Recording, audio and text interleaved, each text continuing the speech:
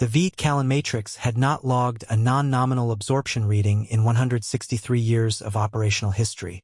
I offer this not as institutional pride. Pride would require me to have built it, but as the baseline against which everything that follows should be measured. The shield was not a boast. It was a fact. Facts do not flinch. The absorption log returned harmonic destabilization and owing critical review recommended in red for the first time in that history. No error flag before it, no override prompt, no prior case to reference. The shield held. It was never in danger of failing entirely, but the log had flinched, and the manual said flinching was something the system could not do. Across 80 meters of suddenly silent ring, the cadet folded her empty ammunition carrier into her front pocket and looked at me. Did I pass? You'll want to know what the board wrote in that footnote. 3 hours earlier I was still silver. That is how I mark the boundary now, not the moment the log turned red. The last moment my skin held its baseline. When Cadet Len Arva set her ammunition carrier on the intake tray and the scanner read it in 0.3 seconds, antique, subthreshold, non-threatening. I logged it. I did not look at the knots. The Vicallan matrix covers 99.994% of all cataloged projectile class munitions. I had opened with that figure 863 times.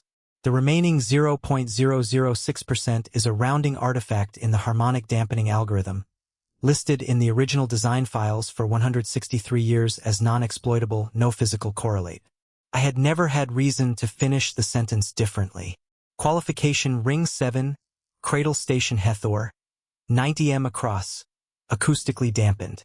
The gallery ran the full upper circumference, filled with multisys cadets who had cleared their schedules for a subthreshold human assessment. The kind of session that ends in under 20 minutes.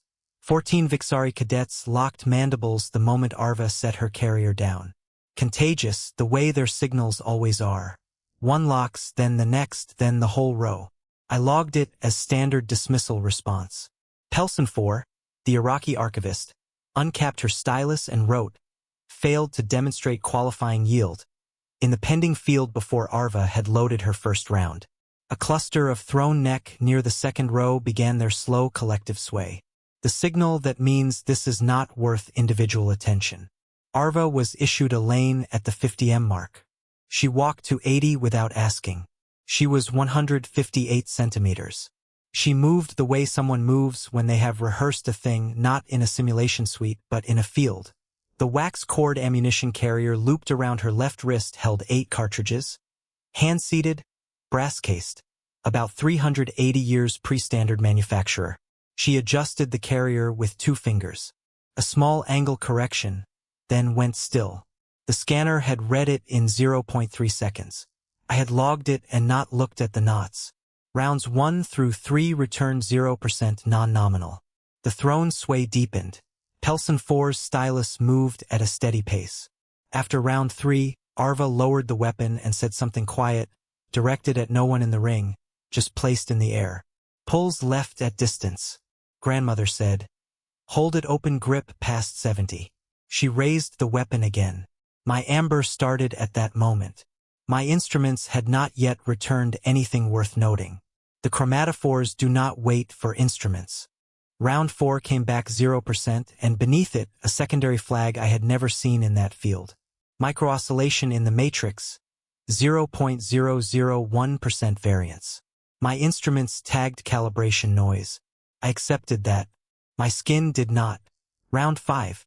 The absorption log returned 0.004% non-nominal. The first non-zero reading in 163 years of operational history. She had fired 4 rounds into the same harmonic frequency gap. The 5th found the matrix still vibrating from the 4th.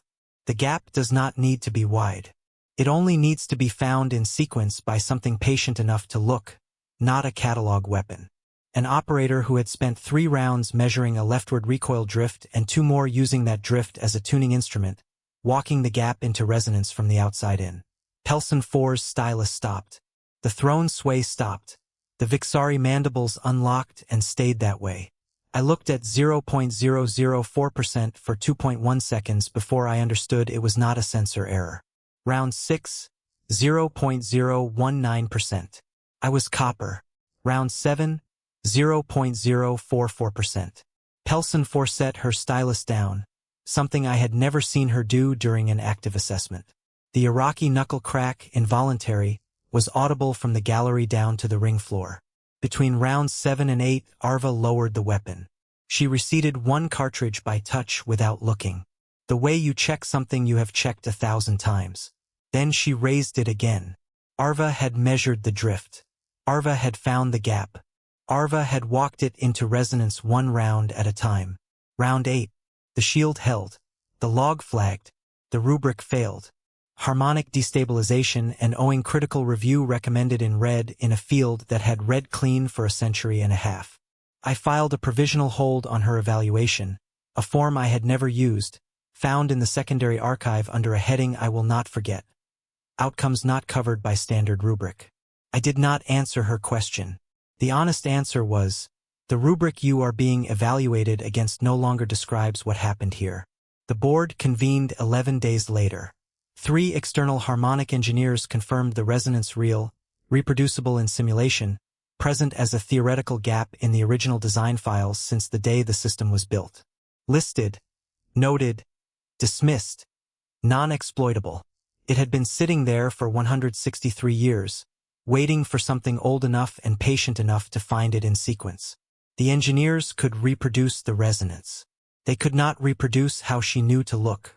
No training record, no published technique, a grandmother, an open grip, a leftward pull passed hand to hand in a way that leaves no file, no certificate, no entry in any catalog any institution here has thought to keep. Directive 9th amended revised the matrix classification to read, effective against all cataloged projectile class munitions as discharged by catalog species. The phrase catalog species had never appeared in a SHIELD document before. Its footnote reads, definition pending. It still does. My skin has not returned to silver in 4 months. The physicians have a name for it. The name does not help. The ammunition carrier is in case 9 of the VOR exhibit hall now, behind preservation glass, under a plaque that reads, nth threatening. The board has not changed it. I think they cannot agree on what to write instead. 8 brass casings in hand-stitched loops.